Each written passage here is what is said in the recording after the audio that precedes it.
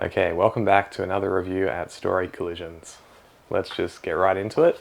Today we're going to talk about this novel here, which is Alien Uncivil War by Brendan Deneen, which was recently released earlier this year. Alien novels and novelizations have a long and fairly checkered history. Whenever you talk about this sort of movie tie-in novelization kind of a thing, and expanded universe novels, it's often I find your first instinct is to think most of it is just slop, nothing interesting in it, doesn't add anything. But the deeper you look, you find that there are actually some novels in these sorts of things, and the Alien universe is definitely one such realm, where some of the novels, every now and then you get one which is just so much better than it has any right to be. And that's definitely the case with some recent novels by Titan Books, like The Cold Forge by Alex Wyatt, and another one I really enjoyed was Alien's Phalanx by Scott Sigler.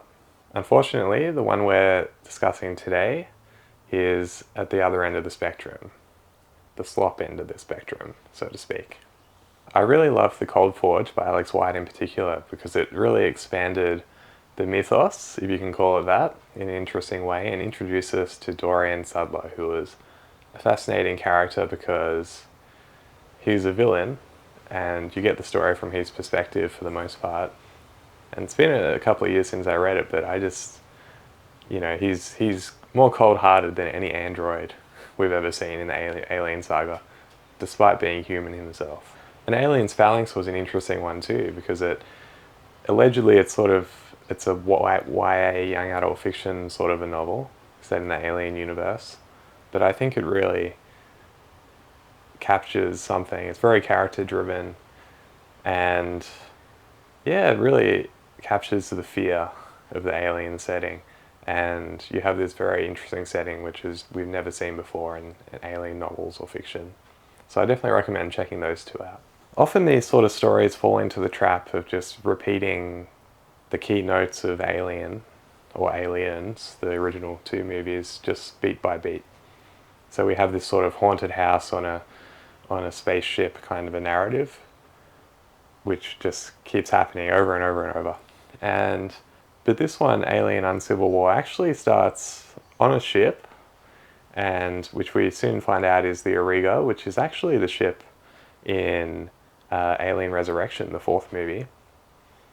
And it starts off with the haunted house, and we're introduced to the protagonist, Chris Hooper, running away with his two daughters and their family nanny android, Alicia. And it is that sort of haunted house thing, but actually gets that out of the way quickly, which I thought was an interesting move. So what this does well is that it sets its story right at the end of the Alien Resurrection side of the timeline in Alien, which is very unexplored territory for sure. And unfortunately, it doesn't do a lot interesting with it. Like, we find ourselves in a world where Weyland Yutani, the hypercorporation in the Alien series, power has dwindled. It's been bought out by Walmart. That's one of the jokes in Alien Resurrection. And that's kind of an interesting thing, but there has emerged a cult based on the teachings of Weyland and Yutani, going back to the original vision of the creators. And so the protagonist, Chris Hooper, is totally a cookie cutter sort of hero. Straight, white, cis. No, I'm joking a bit. That's not really the problem. The problem isn't that he's straight and white and, sort of vanilla. It's more that he's just an uninteresting character. There's nothing interesting about the way he views the world. There isn't anything interesting about the actions he takes. He's protective of his two daughters. That seems to be his defining character trait. And by the end of the novel, he realizes he has had feelings for his android family nanny helper, Alicia, following the death of his wife, prior to the start of the story. I think the author here is trying to do something a la Stephen King, setting up this sort of small town kind of narrative in the Alien universe, and with this sort of slow build, which is commendable actually, because it tries to give us something different to the typical aliens running amok on a spaceship, and the sort of the haunted house thing. But Brendan Deneen, the author, seems to forget that the thing that makes Stephen King's stories really tick is that they do this sort of slow build, introducing a huge cast of characters who are very memorable, and we get a lot of different perspectives.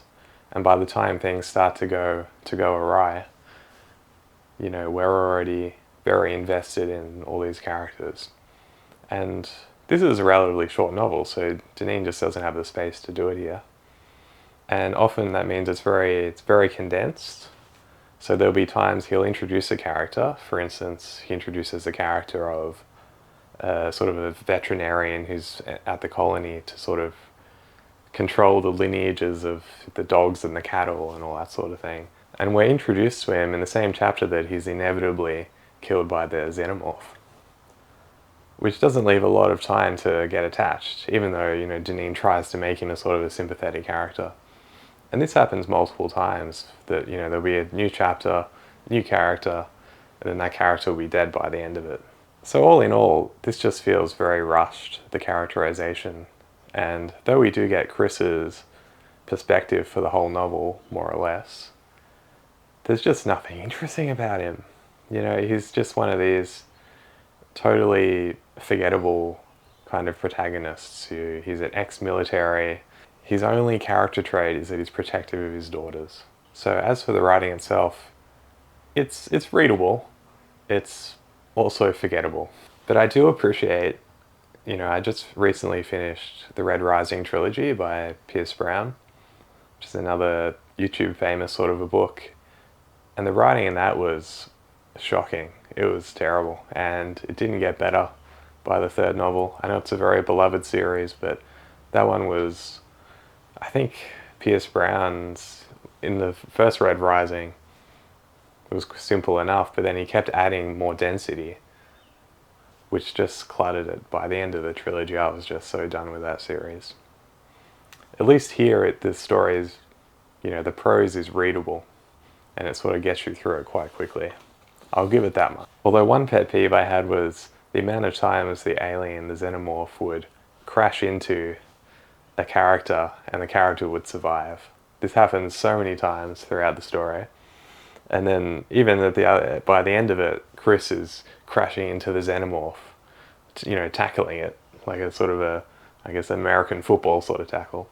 And, you know, without any, I mean, this is a clear-cut case of plot armor, but there's no repercussions, and, you know, he's the hero and he survives. And it just doesn't line up with our expectations of an alien universe. So in many ways, I found this to be more like young adult fiction-y than something like Aliens Phalanx, which had a YA protagonist, but was much more, you know, the stakes were much higher and the stakes made sense. So ultimately the story just peters out in the end. You know, the Weyland-Yutani cult plays a big part, and that's sort of unearthed, and Chris and his makeshift family survive.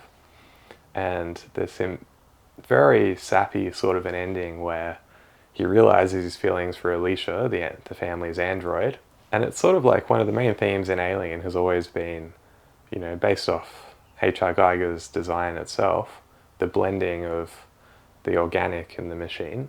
And here what we've got, you can see Deneen is going for this idea of the blending of human and machine by way of the power of love, which is incredibly sentimental for an alien novel, you have to say. And it comes off as being very trite and ultimately unearned. If I had a star rating system, and I'm not really sure I do yet for these sort of reviews, this would be a 1 star, maybe 2 for its readability and its sort of unobtrusive prose, which I do appreciate compared to some novels where the prose really gets in the way of the experience. But I also think as an Alien fan, as someone who Alien's very important to me, I need these sort of expanded universe novels to really justify their existence. We don't want dozens of repeats and rehashes of the films, which we've seen so much of that over the years. But by the same token, I will give this credit because Deneen tries to do something new and original, especially the setting and the timeline, which is a good first idea. Like, the premise is strong, but he just doesn't pull it off ultimately. And finally, I have to say, at least it's better than Colony War, which was another recent alien novel. And that one was really did just follow the beats of the films and was totally insipid. So I wouldn't recommend that. And should you read it? This one, Uncivil War? I think maybe I would just give it a skip, unless that really appeals to you, where the setting this takes place in this post-resurrection timeline. But it doesn't really do anything particularly interesting about it. So anyway, that's all from me. Till next time. Bye.